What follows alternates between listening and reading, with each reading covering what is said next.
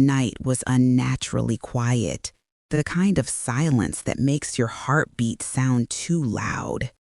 At the edge of the forgotten city, an old road stretched into darkness, untouched for years. Yet tonight, it felt like something was waiting at the end of it. Four friends stepped into the forgotten district, joking nervously to hide their fear. But with every step, the air grew heavier, colder, as if the street itself was warning them to turn back. Then, rising before them like a sleeping beast, stood the Chimera House. 13 floors of broken windows and blackened walls, each floor darker than the one below. Ali reached for the rusted gate, planning to push it open, but before he touched it, the gate groaned and swung inward on its own. A cold breeze rushed out, like the house exhaled after a long sleep. Inside, dust floated through the air like ash. Every footstep echoed too long, as if something else was walking right behind them, matching their pace. The hallway stretched endlessly, lit only by their flashlights.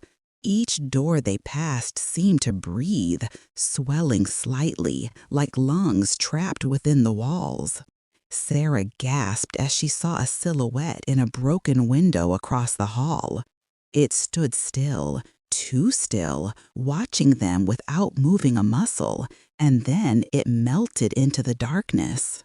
The nursery looked untouched for decades, yet toys lay scattered across the floor like children had just been playing. A small rocking horse moved on its own, slowly, rhythmically. A single porcelain doll sat upright on a shelf. As Maya focused her camera on it, the doll suddenly toppled forward, hitting the ground with a sound far louder than it should have been. The hallway of mirrors reflected every angle of their fear. But then Ali noticed something horrifying. Their reflections were a half-second behind their real movements. Rizwan stared at his reflection, frozen. His reflection slowly lifted its head and smiled at him, a wide, unnatural grin he wasn't wearing. The temperature plummeted. Frost crawled across the walls like living vein of ice, and every breath became a cloud hanging in the air. Footprints began forming in the dust ahead of them, one after another, slow, heavy, walking toward them, even though no one was there. The library walls were covered with old books whose pages flipped on their own. Whispers rose from every corner, like 100 voices speaking from behind the shelves. On a rotting table lay the visitor register. Every entry was scratched with a rust-colored mark, and each name had the same final word next to it: missing. Hundreds of paintings stared back at them, each face twisted with terror. Some looked so lifelike that Maya whispered, "They look like real people." Sarah froze in place. One painting's eyes slowly shifted, following her every move, blinking in perfect sync with her breaths. The floor beneath their feet vibrated slightly, like something massive was moving underneath.